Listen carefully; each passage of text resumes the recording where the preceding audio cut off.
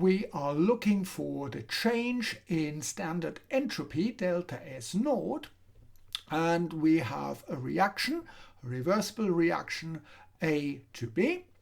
We measure the reactant concentration and the product concentration. So for the reactant, we've got 198 micromolar and the product concentration is 18.9 micromolar. We also know the change in Gibbs free energy and the standard enthalpy.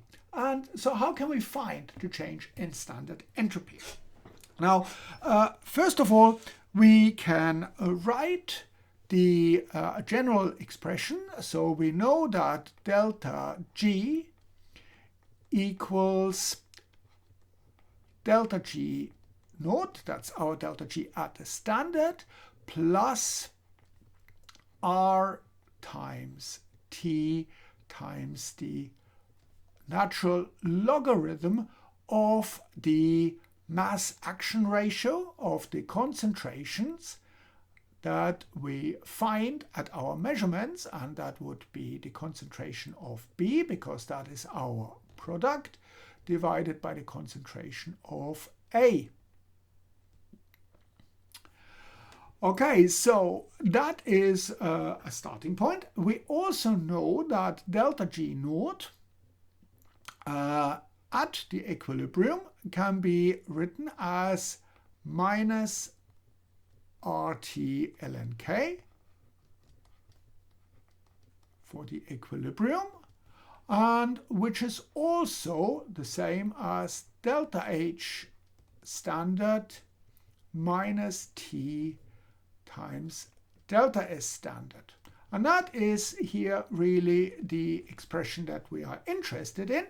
So we can substitute delta G for this expression, and we get delta G equals, and now I substitute delta G naught for this term here, equals delta H naught, the change in standard enthalpy, minus T delta S naught, and we still have our expression here, the correction factor plus RT ln of the concentration of B over A.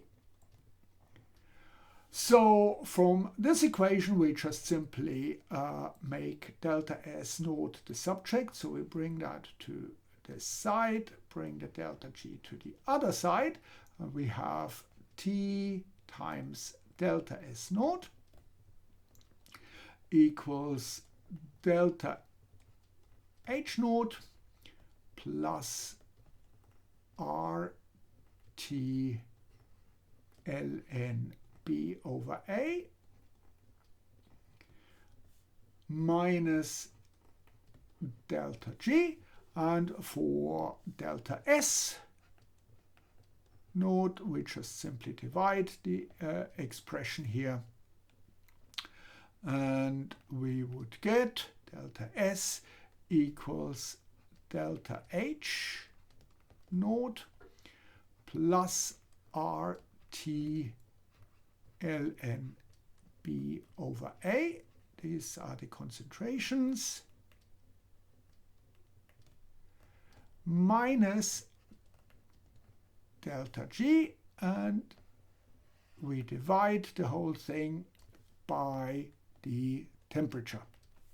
Now we need to be careful because we've got R only given as joule per Kelvin and mole, but we've got delta H and delta G in kilojoules, so we need to make sure that we take care of that. So we can write the numbers here. So delta H naught, that was negative 0.805, and we need to convert the kilojoule into joule, so times 10 to the power of 3 joule per mole, plus, now we've got 8.31, And our temperature, we again need to be careful for the temperature because we have that in Kelvin. So we need to convert our temperature. So that would be 273 plus the temperature at which we run the reaction. So that would be 20. So 8.31 times 293 times the logarithm of our product, so that is 18.9 divided by the concentration of the reactant, that's 198, minus delta G, and again we need to be careful, we've got delta G given in kilojoules, so we need to convert that, minus 1.79 times 10 to the power of 3, and we have joule per mole. Now here I did not put in the correct units, so we have joule per mole and Kelvin for our gas constant, and here we've got Kelvin. So what we see is that that the kelvins here cancel out, and we have to divide the whole term by our temperature, so that is 273 plus 20, and that's 293. So if we then do this calculation and put that into a calculator, and hopefully don't make any silly mistakes, we would get a delta S naught, a change in the standard entropy. We would get negative 16.2, and the unit would be joule per mole and Kelvin for this. Joule mole to the -1, Kelvin to the -1. So that is how we can calculate our delta S in this case.